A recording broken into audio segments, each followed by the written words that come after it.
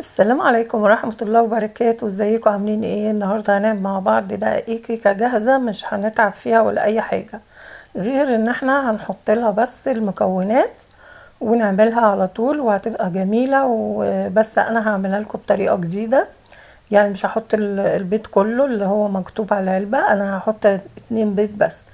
انا جبت القارب الاول بدهنه بالزبدة علشان احضره على اساس بعد ما اخلص اروح حاطه فيه على طول.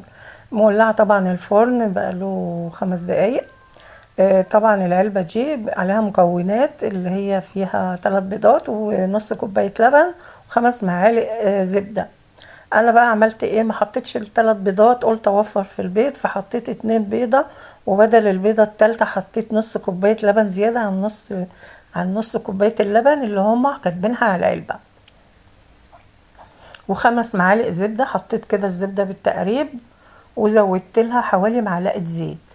طبعا حطيت المكونات كلها الاول، الزبدة مع البيض ضربتهم شوية، وبعد كده حطيت كل المكونات واللبن وضربتهم مع بعض، وبعد كده حطيت حبة ملح صغيرين لان طبعا ده اكيد مش حط لها ملح، فاحنا بنحط الملح كده لاي معجنات.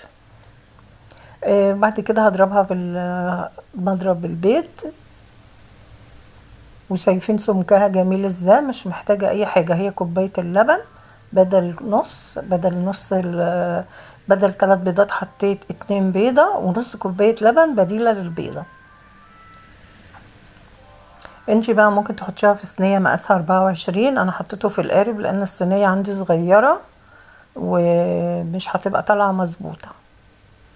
القارب ده حلو ومش بيلزق فيه اي حاجة. شايفين العلبة بتاعت ماي واي، بس هي العلبة طبعا السعر بتاعها غالي جدا، انا ما بشتريش كيك جاهز، بس انا يعني الست كانت بتبيعها وانا يعني حاولت اساعدها وانا اشتري منها وما رضيتش ايه اقول لها لا. خدتها هي الكوكيز برضه هعملها لكم، جبت المكنه بقى بتاعت التشكيلات وهوريها لكم في الحلقه الجايه. حطيت بقى طبعا هنا الكيكه كده، بس انتي بقى ما تحطيش الكيك على طول اول ما تعمليه في الفرن، لازم تسيبيه شويه 5 دقايق كده 10 دقايق وبعدين دخليه الفرن، بيطلع هش جدا.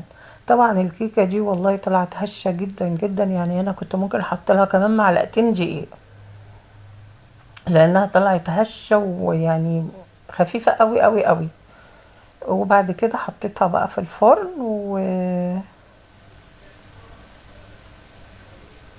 ولما طلعت بقى هوريها لكم هتطلع شكلها ايه. انا مش بايد يعني ان انا احط اشتري حاجات جاهزه وكده، بحب اعمل كل حاجه في البيت، وطبعا اللي في البيت بيبقى موفر غير اللي انتي بتشتريه، لان العلبه يعني 32 جنيه او كده، يعني برضو مبلغ ان انتي تحطيه في كوبايتين دقيق على سكر، يعني مبلغ برضو مش وبيكنج باودر والبيكنج باودر اللي حاطينه وريحة البرتقال اكيد، يعني مش حاطين برتقال.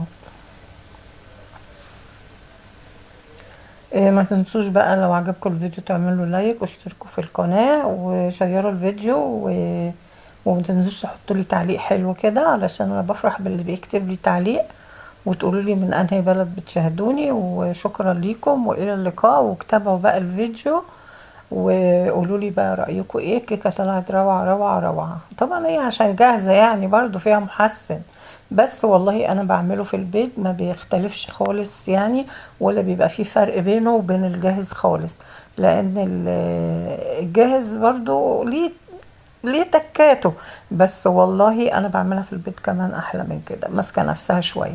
لكن دي طلعت طريه جدا جدا، ما لو حطيت البيضه كنت عملت ايه؟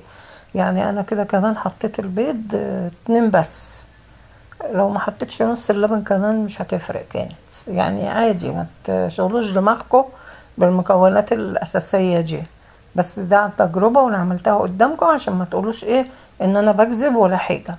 يلا شكرا وتابعوا الفيديو للاخر، والى اللقاء مع الكوكيز الجاي الجاهز برضو.